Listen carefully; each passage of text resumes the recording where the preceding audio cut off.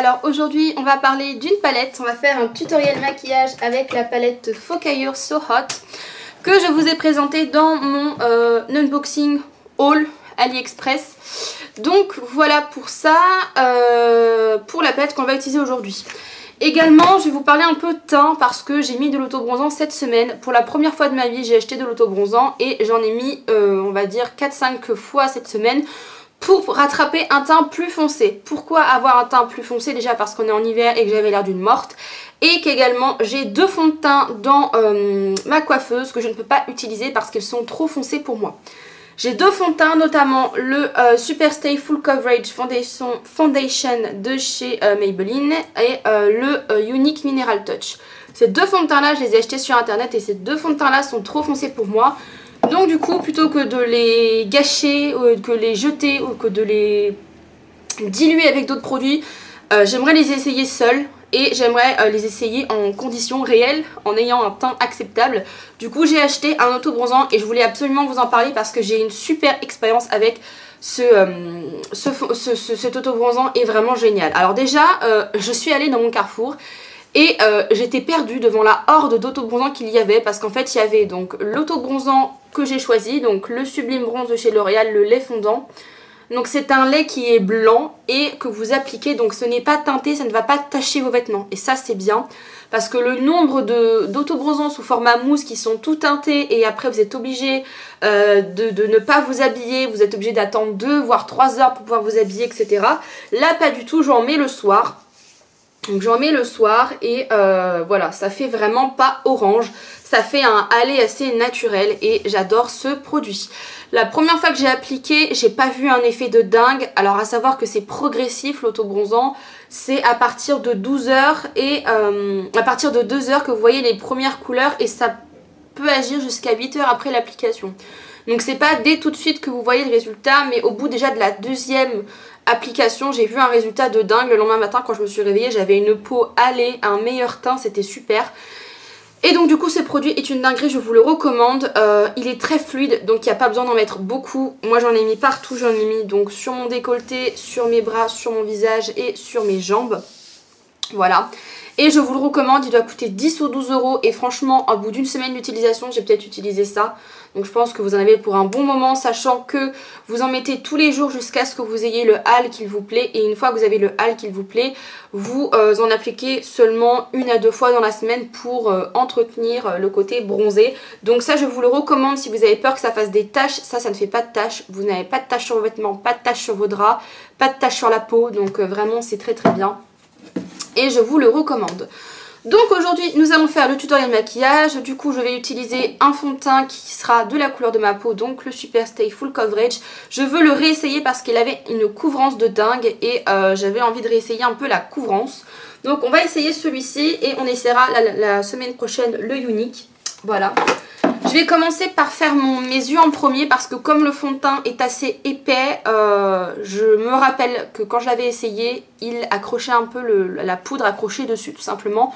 Donc je vais d'abord faire mes yeux et ensuite je ferai donc mon teint en dernier. Donc je vous représente assez rapidement la palette.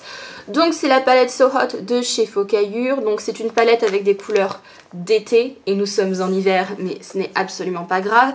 Et je ne vais pas vous cacher que je me suis déjà maquillée avec plusieurs fois et que j'ai adoré cette palette. La pigmentation est juste dingue et le choix des couleurs est magnifique. Donc aujourd'hui on va faire plutôt quelque chose d'assez coloré puisque la semaine dernière j'ai fait quelque chose d'assez neutre.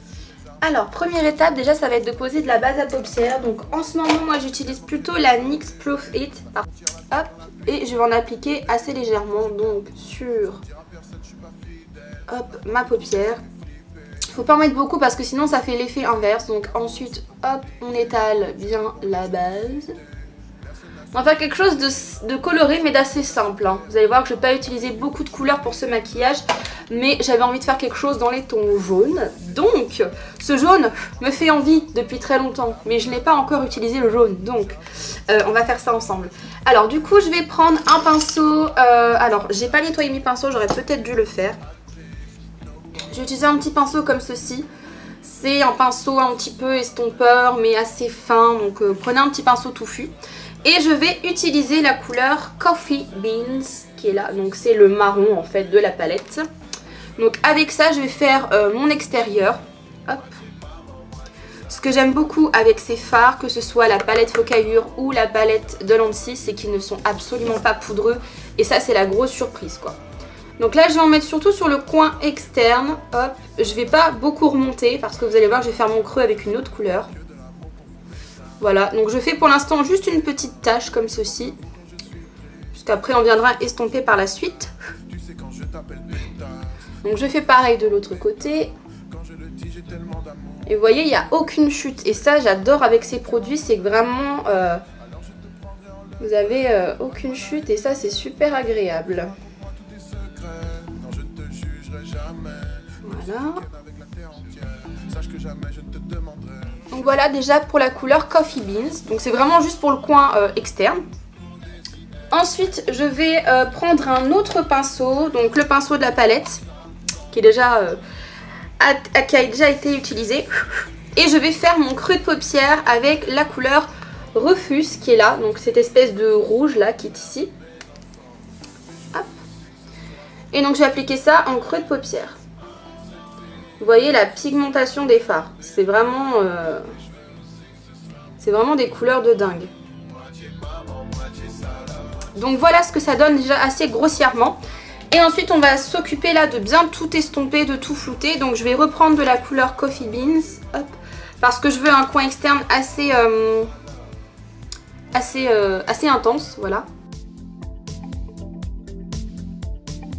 Ensuite je prends un pinceau estompeur, prendre un où il n'y a pas trop de matière à l'intérieur, hop. Et je vais venir mettre du coup le fard Sunset qui est ici. En point de lumière, et c'est ce qui me sert en fait de fard estompeur tout simplement. Et donc là je mets sous le sourcil et je vais estomper tout simplement. Voilà, après avoir estompé ce que ça rend, donc déjà c'est un peu plus joli.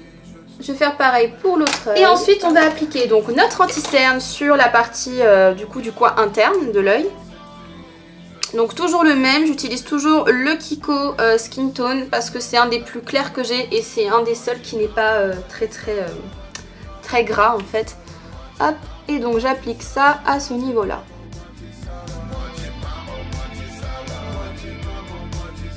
Donc voilà, je vais laisser sécher quelques secondes et je vous retrouve pour l'application du fard. Donc voilà, j'ai attendu quelques instants que l'anti-cerne sèche un petit peu plus. J'ai choisi ce pinceau là pour appliquer du coup la couleur, c'est un pinceau plat languette, tout ce qui est de plus classique, voilà. Et ensuite je vais appliquer le fard jaune, donc le fard Lemon Juice qui est trop beau, qui me donne trop envie. Hop, donc je vais bien prendre de la matière et surtout on va tapoter pour déposer la matière. Donc je charge bien et ensuite après je vous rassure on viendra estomper, on mettra un peu de fard etc. Hop. Donc voilà, maintenant que l'on a installé le fard jaune, on va venir reprendre le pinceau où on a utilisé le fard marron sans en reprendre. Sans en reprendre, on va juste venir flouter les deux couleurs. Vous voyez, pour qu'il y ait une délimitation un peu plus jolie. Et juste, on fait la transition. On reprend pas de fard. Hop. Et voici. Donc voici pour le maquillage des paupières supérieures. Ensuite ce qu'on va faire c'est qu'on va remettre un petit peu de marron ici. Hop, donc moi en base je vais déjà poser du kohl noir. Donc c'est le kohl de chez Kiko, le Deep Black Kajal. Je l'aime bien ce crayon mais il migre un peu donc on est obligé de mettre de la poudre dessus, donc du fard quoi, sinon ça migre. Donc j'en mets que sur la moitié de mon œil, donc que sur la partie externe. Et ensuite je vais appliquer du coup un fard, donc le fard marron. Je vais prendre un petit pinceau de précision comme ceci. Et je reprends le fard du coup Coffee Beans qui est là. Hop, et je vais tracer comme un trait sous mon œil. Ensuite vous estompez soit au doigt soit avec un petit pinceau, moi j'estompe au doigt en remontant comme ceci. Et voilà pour le résultat déjà du maquillage. Ensuite là je vais faire un petit trait d'eyeliner pour souligner un petit peu le regard. Donc je vais utiliser mon eyeliner favori qui est l'eyeliner de chez Peggy Sage, c'est l'eyeliner waterproof noir. Hop, donc je vais faire un trait. Je vais pas faire un trait trop épais. Je vais essayer de pas faire un trait trop épais pour qu'on voit encore le jaune en fait. Vraiment juste un trait assez fin pour délimiter un peu plus le regard. Et voilà pour l'eyeliner. Donc j'ai fait un trait ni trop fin ni trop épais. C'est juste pour souligner un peu plus le maquillage et faire quelque chose d'un peu plus intense. Et ensuite je vais appliquer donc deux couches de mon mascara. Donc je vais appliquer le, comme d'habitude, Dior Show Iconic Overcurl, qui est franchement en train de devenir un des mascaras favoris. Donc c'est vraiment un très bon mascara pour le coup. Donc je préfère mettre 2 fines couches. Donc j'ai encore des extensions de cils qui ont survécu, mais j'attends qu'une chose, c'est qu'elles se barrent. Franchement, il ne m'en reste pas beaucoup. Mais j'ai vraiment hâte que tout tombe pour que j'ai enfin mes cils naturels.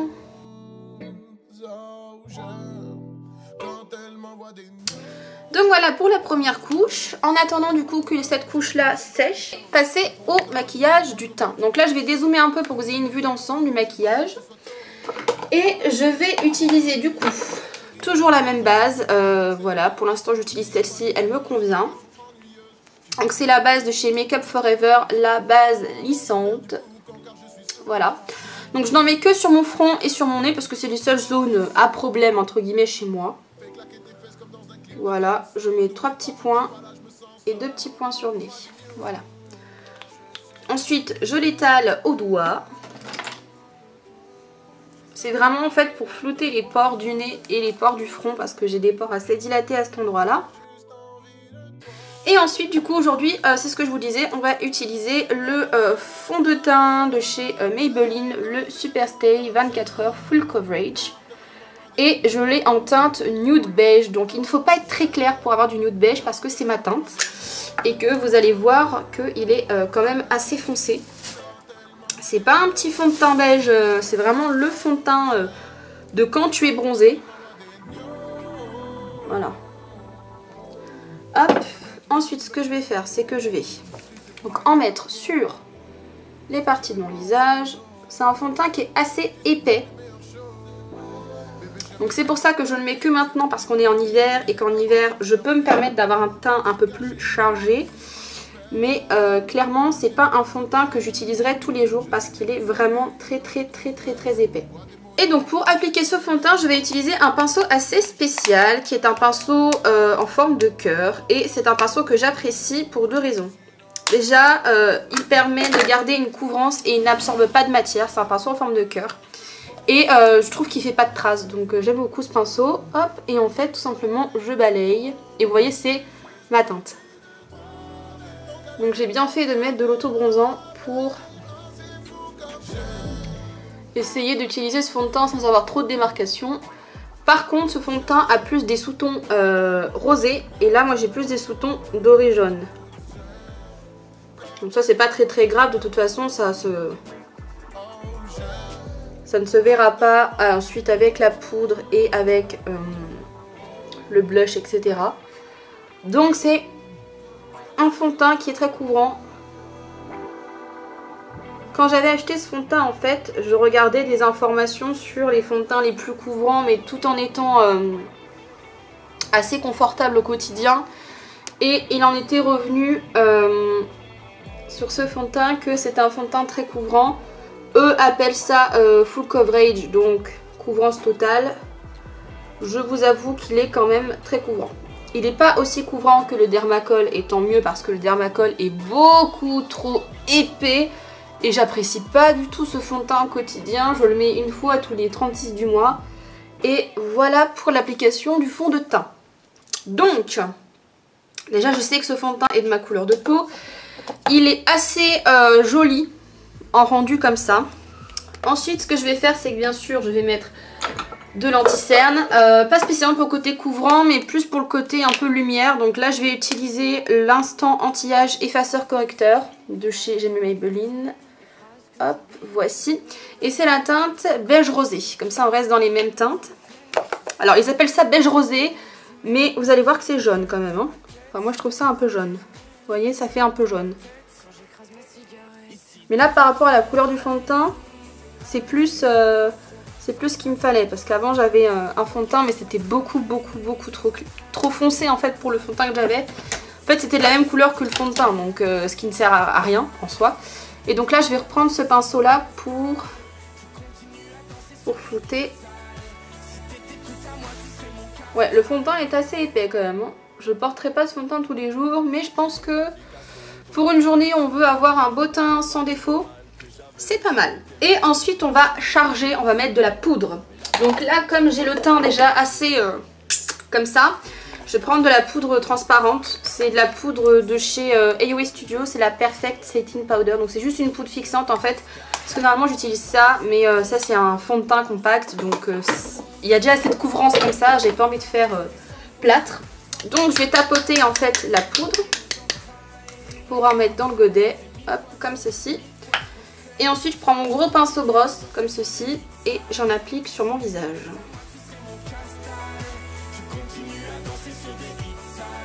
Vous allez voir que je charge en poudre parce que ce fond de teint là a un fini gras.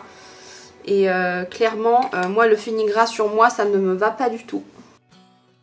En appliquant du coup la poudre et en me regardant de plus près, c'est que ce fond de teint marque toutes vos zones de sécheresse. Donc vous avez intérêt à faire un beau gommage et de faire un bon masque ou de mettre une bonne couche de crème avant ce fond de teint. Parce que ce fond de teint marque toutes vos zones de sécheresse.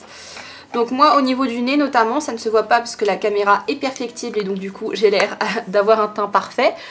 Or que au niveau des ailes du nez et au niveau, des commissures des lèvres, en fait ça marque les petites zones de sécheresse.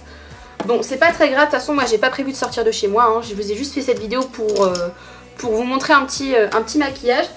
Donc ensuite une fois qu'on a mis ça, on va s'occuper des sourcils. Et donc là pour mes sourcils je vais utiliser un crayon un peu plus foncé. Voilà, parce que normalement j'utilise celui de chez Chanel actuellement, mais il est un peu trop foncé et j'aimerais quelque chose qui intensifie un peu plus mon regard. Donc je vais prendre du coup le crayon Sculpting Brow Pencil de chez AOA Studio également, qui est un crayon un peu plus gras qui ne se taille pas, comme ceci. Et donc du coup je vais tout simplement déjà brosser mes sourcils pour éliminer le surplus de poudre qu'il y a dedans. Donc mes sourcils je m'en suis occupée, je me suis fait une teinture de cils et je me suis enfin épilé les sourcils parce que c'était un peu la catastrophe. Et donc ensuite, je fais plein de petits traits pour combler les trous. Et voilà pour les sourcils. Donc ensuite, je vais mettre ma deuxième couche de mascara puisque là, mon mascara a séché. Et on va s'occuper du blush et de l'enlumineur. Donc hop, une deuxième petite couche de mascara. Donc voilà, ensuite, ce que je vais faire, c'est que je vais nettoyer un petit peu mes piercings. Et ensuite, on va ramener un petit peu de vie à tout ça. Et je vais du coup utiliser donc un enlumineur et je vais utiliser un blush.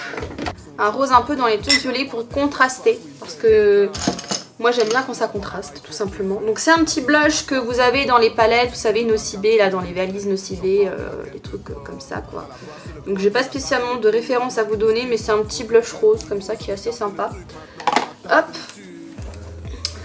Et je vais en appliquer donc sur l'arrière de ma joue. Donc ce blush là il est très léger et c'est ce que j'aime beaucoup parce que du coup il fait pas too much. Vous voyez ça leur donne juste un petit peu de pêche à votre teint et ça j'aime beaucoup. Voilà. Et donc en highlighter je vais utiliser un highlighter liquide de la marque Kiss Beauty. C'est le Perfect Highlighting Liquid et c'est la teinte 01. C'est du blanc en fait. Hein. Donc je vais en utiliser avec parcimonie parce que ces produits là sont très pigmentés. Donc déjà je vais déposer ça sur ma main et oui, c'est très pigmenté donc je vais y aller tout doucement. Donc je vais prendre ça au doigt tout simplement, je vais tapoter dessus. Je vais commencer par donc ici. Oh là là, ça a l'air de quelque chose de très pigmenté. Ouais, nickel. Donc voilà pour le teint et en dernier on va choisir une couleur de rouge à lèvres et là on va rester dans les mêmes tons. Donc je vais prendre un rouge à lèvres corail, rose corail de NYX. Donc c'est un liquide suede et c'est la référence Life is a Beach, la vie sous les palmiers. Donc on reste dans le thème palmier, dans le thème corail, dans le thème vacances, été. Pour tous ceux et toutes celles qui sont déjà en manque de l'été. Voilà pour la couleur qui est très jolie. Et voilà pour le rendu final du maquillage. Donc j'espère que cette vidéo vous aura plu, vous aura fait plaisir. Un petit tutoriel maquillage qui change. Donc pour récapituler les couleurs que j'ai mis sur mes yeux, j'ai mis donc le Coffee Beans sur le coin externe. Ensuite j'ai fait mon creux de paupière avec le Refousse qui est là. Et en coin interne j'ai mis le fard jaune Lemon Juice. J'ai fait un petit trait d'eyeliner et j'ai tout flouté, voilà ce que ça donne. Et voilà pour ce maquillage, donc j'espère que cette vidéo vous aura plu. La semaine prochaine, on retournera du coup sur la palette d'Elancy et je basculerai d'une semaine à l'autre, je changerai de palette. Et on fera quelque chose d'un peu plus pailleté, d'un peu plus festif. Donc j'espère que cette vidéo vous aura plu. Je vous fais de gros bisous et je vous dis à bientôt pour de prochaines. Ciao tout le monde!